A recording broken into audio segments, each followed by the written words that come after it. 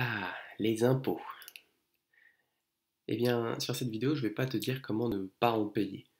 Le but, c'est pas du tout d'optimiser. Le but, c'est plutôt d'en profiter.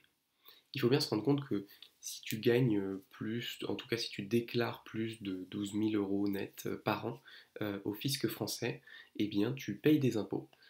Plus tu gagnes, plus tu payes selon le barème progressif de l'impôt sur le revenu.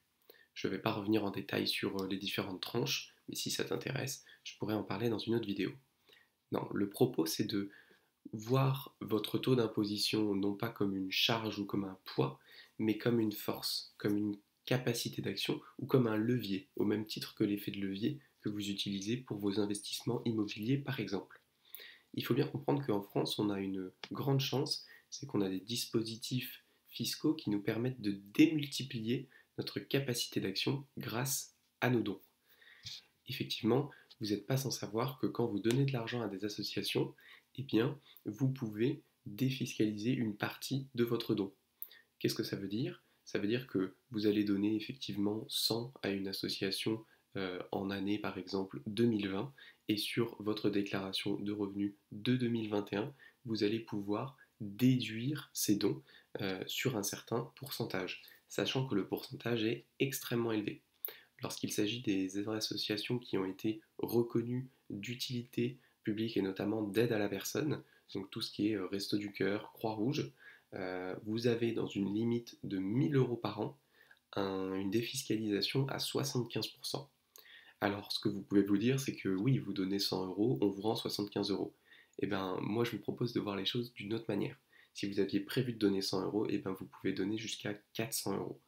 Pour une fois, il faut voir l'impôt comme une vraie force. Si vous ne payez pas d'impôt et que vous vouliez donner de l'argent, eh bien, si vous vouliez donner 100, bah, vous donnez 100. Mais si vous avez la chance de payer des impôts, eh bien, si vous vouliez donner 100, eh bien, en fait, vous pouvez donner 400 et ça vous coûte exactement la même chose. Donc ça, c'est vraiment très intéressant. Et c'est vraiment une chance qui est donnée aux riches. Et d'ailleurs, c'est une critique qui est faite sur la défiscalisation des dons, c'est que si vous avez cette chance de payer des impôts, et bien vous avez cette chance de démultiplier votre impact sur le monde, quel que soit ce que vous souhaitez faire.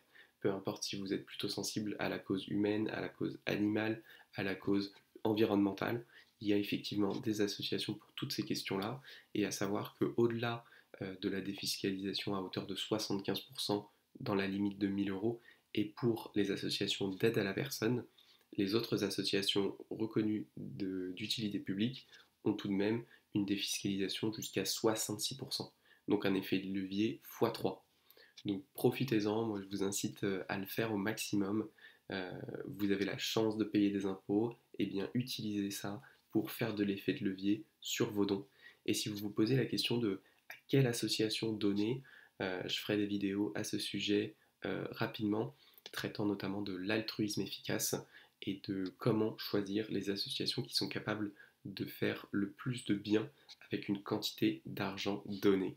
Si ça vous intéresse, n'hésitez pas à me dire en commentaire.